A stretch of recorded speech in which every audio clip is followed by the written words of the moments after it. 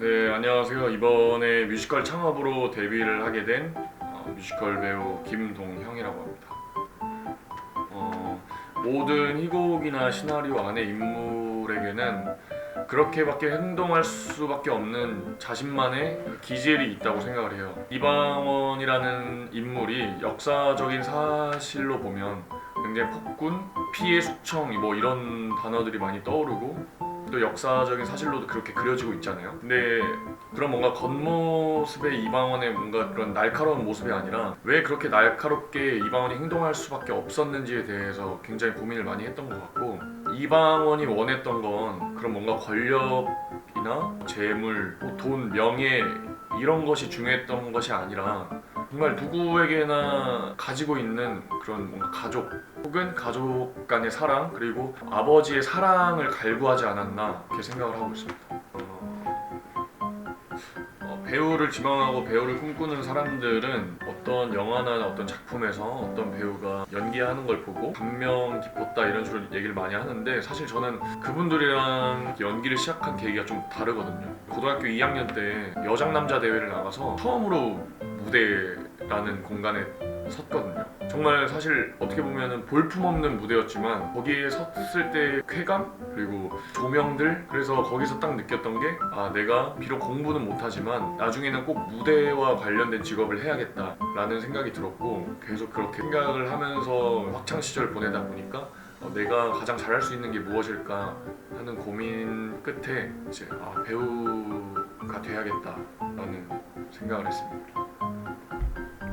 이제 군대 다녀와서 학교 복학을 하고 제가 좋아하는 교수님으로부터 서범석 선생님을 한번 만나봐라 라는 제안을 받았어요.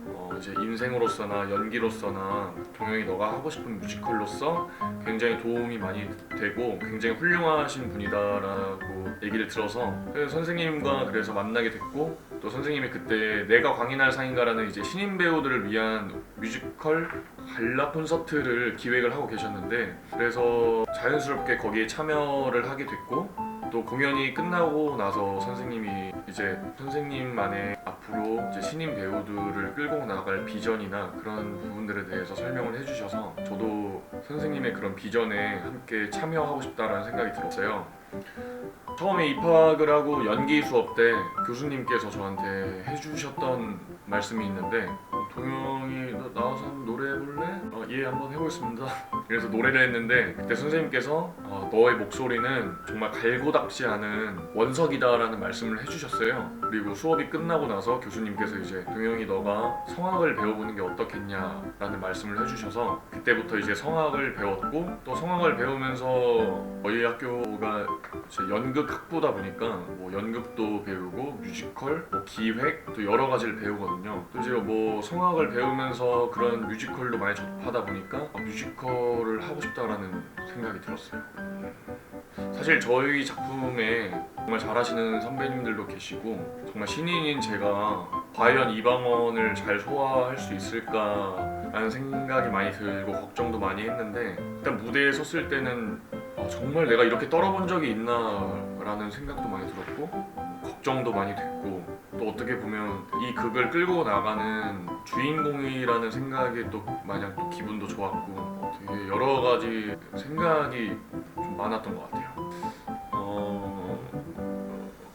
먼저 배우로서 갖춰야 될 덕목들이 굉장히 많지만 관객들의 심금을 울리는 배우, 감동과 여러 가지를 뭐 느끼게 해주는 배우, 이런 것들이 많지만 저는 가장 중요한 건 매력이 있는 배우가 정말 좋은 배우이지 않을까라는 생각이 많이 들어서 정말 누가 봐도 매력 있는 배우가 되고 싶은 게 제 소망입니다.